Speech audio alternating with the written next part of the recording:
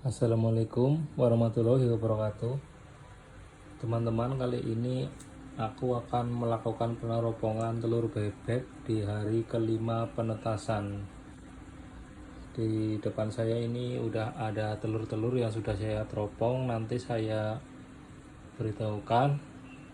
Di sini itu ada telur fertil, yang fertil usia 5 hari penetasan. Terus ada telur yang infertil, terus ada telur yang fertil tapi mati. Apa penyebabnya nanti saya kasih tahu. Terus simak video ini sampai habis. Pertama, aku akan meneropong yang fertil dulu dengan alat biasanya, ini senter ini biar gampang. Ini langsung saja, ini yang fertil. Yang fertil pasti udah kelihatan embrionya subur. Ini ada detak jantungnya yang sebelah sini, ini jantung. Terus ada urat-urat darah ini yang menyalurkan untuk mengambil energi dari kuning telur. Dan ini awal mulanya ini batu yang terbentuk itu jantungnya dulu ini. Terus ini yang infertil. Nah, kalau infertil tetap kayak gini terus,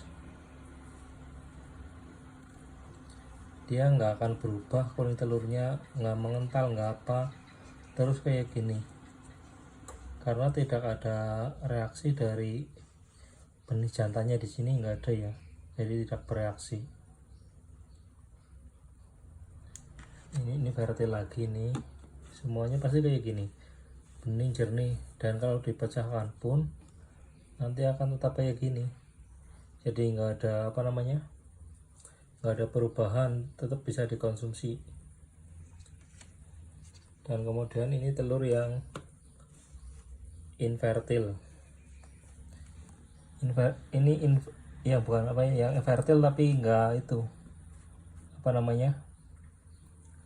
nggak berkembang embrionya. Ini kan ada titik-titik hitam ini, kalau dilihat itu sebelah sini, ini ada titik-titik hitam. Ini fertil tapi tidak berkembang. Ini alasannya biasanya karena dari sel jantannya itu ibaratnya itu sisa lah. Misalkan jantan satu mengawini betina 5, jadi ini mungkin yang kelima kali gitu. Jadi sisa-sisanya itu udah nggak kuat, spermanya nggak bagus lah, hasilnya nanti kayak gini. Ini seperti infertil tapi sebenarnya ini fertil, soalnya ini ada sel jantannya, ini yang hitam-hitam ini kan sel jantan, cuma dia tidak berkembang. Kalau dipecah biasanya ininya kadang ada yang merah gitu, ada guratan darah tapi sedikit. Terus yang lain lah, ini yang udah agak subur lah kayak gitulah, tapi dia gagal. Soalnya ya seperti tadi, ini biasanya dari embrionya, ini embrio yang nggak sehat. Biasanya itu karena misalkan betinanya itu terlalu banyak, jantannya sedikit kayak gini pasti. Atau juga jantannya itu misalkan mengawini 5 betina, tapi ini yang terakhir, yang betina yang terakhir ini yang dikawini ini kayak gini, biasanya karena itu. Atau bisa juga itu karena faktor pakan, jadi sel jantannya itu tidak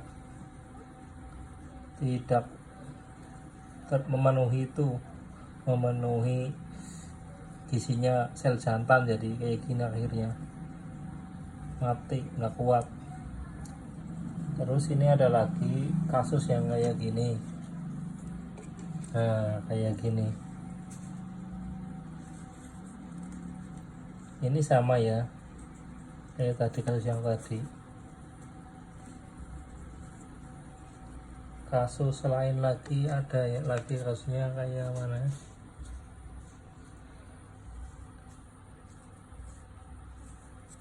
Nah, kalau kayak gini ini karena apa namanya, karena bakteri nih, bakteri atau goncangan. Biasa kalau ini mungkin kemungkinan besar nih goncangan ini, karena dari sisi-sisi sampingnya ini kan masih kelihatan seger ya. Ini biasanya karena goncangan atau gimana ini kan nih, goyang-goyang kayak gini mudah banget nih biasanya. Itu kalau telur kan di sini ke sini itu kan ada kayak putih-putih yang ngikat ya gitulah. Jadi ngikat kuning-kuningnya di tengah itu ke cangkang yang dalam itu, yang apa namanya, kulit yang dalam itu, biar menjaga kestabilan kuning telurnya itu ada. Ini mungkin kemungkinan putus ini. Dan jangan lupa ini juga ada embrionya ya, tapi ini nggak apa namanya, nggak bisa berkembang karena faktor itu putus tadi. Kalau yang ini kan nggak putus, kalau yang ini kan nggak goyang-goyang kayak tadi nih.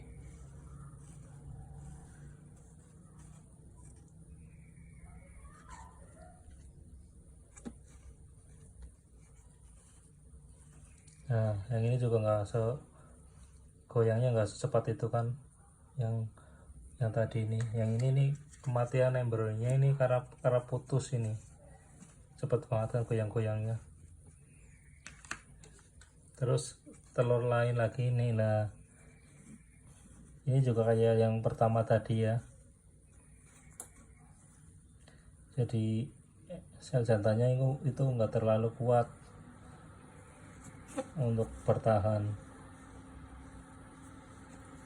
Penyebabnya biasanya karena pakan, bisa karena itu sisa dari apa namanya, sel jantan yang terakhir lah. Jadi dia kurang subur, istilahnya kurang subur embrio jantannya. Terus telur lain lagi. Nah, kalau yang ini karena bakteri ya. Biasanya ini kan telur yang apa namanya, telur yang nelurnya itu di tempat basah atau di kotorannya itu, ini bakteri, ini pasti bakteri. Kenapa saya bilang bakteri? Karena ini ngumpal-ngumpal kayak busuk kayak gitu ini. Terus ini juga cangkangnya kan kayak gini, cangkangnya kayak gini tipis, jadi kemungkinan bakteri masuk itu sangat mudah. Kenapa saya tetasin aja? Soalnya kan telur saya sedikit. Jadi kalau apa namanya, kalau nggak jadi ya nggak apa-apa. Tapi kalau jadi kan lumayan. Ini besar juga ini, kalau berhasil netas ini telur segede ini, embrionya gede ya, itunya DOD-nya gede.